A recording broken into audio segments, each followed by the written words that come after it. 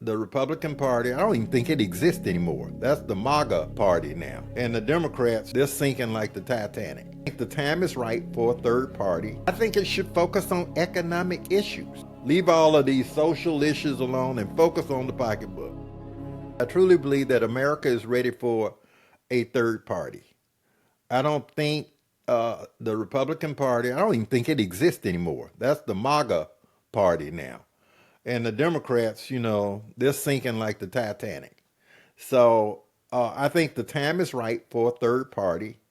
And I think that third party has to be more of a populist based philosophy. And I think it should focus on economic issues. Pocketbook issues is what I call it. And the bottom line should be, are your issues gonna put money into my pocket or take money out of my pocket?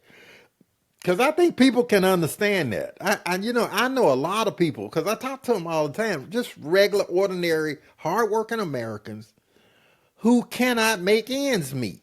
And it's not because they're living extravagantly, because they are not. They're trying to pay the electric bill. They can't have any emergency that month.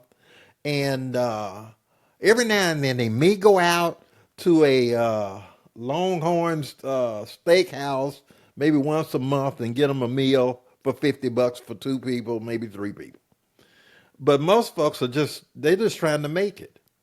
And they're paying more than their fair share of taxes because the rich don't pay taxes. They just don't. The tax code was not written so that rich people pay taxes. It was written so working class people to pay taxes. So I think that if a third party pretty much left alone issues like transgender rights that only affect a few people. I ain't even talking about a statistically significant portion of the population. They could do well. Leave all of these social issues alone and focus on the pocketbook. Let people do what they are going to do with their own money. And if they can get individual financial security, I think that party would do well. Every day, Monday through Friday, all news networks, all presidents tell you how well Wall Street is doing. Wall Street is the one percenters. If Wall Street pauses on something or hesitates in breathing right, the world acts like it's a crisis. They're almost about to faint. But nobody ever tells you how mainstream Americans are doing on a day-to-day basis. That's kind of like an afterthought. In fact, it's the zone that you go to only when you're campaigning for election or re-election about a year out. So I think that's where the opportunity is for a third party. I think America is ready for a third party. They're tired of all these retreads. They're tired of these wackos, on both sides, and they just want mainstream folks. And now I'm gonna tell you one other thing. I do not think America is a racist country. I think there are a lot of racists in America, but I don't think it's a racist country. I don't think any country that moved from hardcore slavery to basically freedom, even though it's not perfected, in the span of 400 years, without a long period of violence. There was violence in the Civil War, but that was only 4 years. And there was vigilante violence, for the 100 years after that.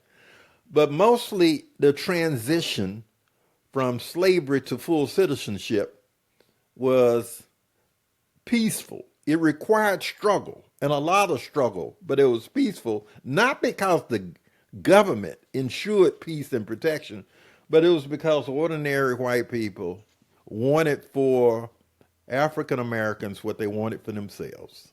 Give a decent chance to make it in this society.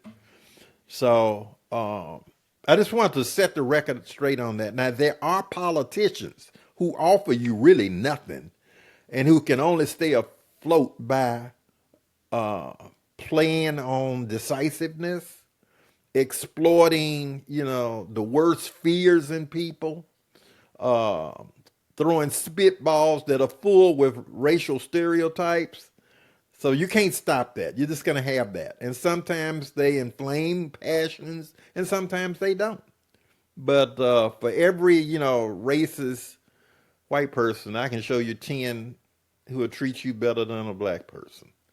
So that's my pontification on that.